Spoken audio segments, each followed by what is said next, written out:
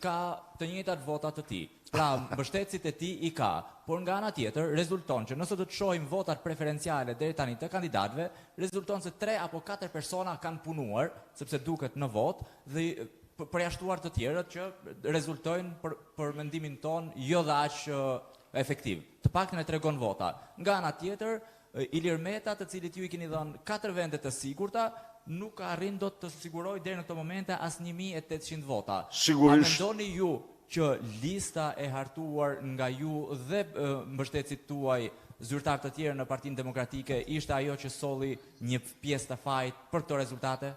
Mendoj se lista e hapur e Partisë Demokratike ka kandidatura të shkëlqyera. Edhe e them këtë me bindjen më të madhe. Ka vajza dhe djem, burra dhe gra me një CV ndër më të admirueshmet.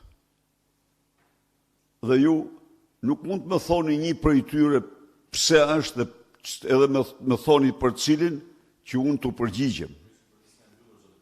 Jo, një minutë, të lutem. Tani, ai po flet për listën e hapur, se po flasë për votën preferenciale. Spari. Jo, lista e hapur është e votës preferenciale, apo jo? Lista e mbyllur nuk duket se të këtë punuar për dhënë rezultate ke hapura. Ju ishit e lista e hapur, me sa kuptova unë. Dhe përsa i përket Ilir Mec, sigurisht ati i bëhet lufta më e egër që është bërë njeriu ndonjëherë nga armiku kryesor. Kjo është si është kjo?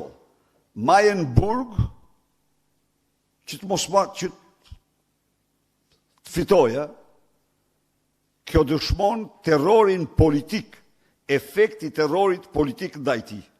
Kjo është. Pra, faleminderit.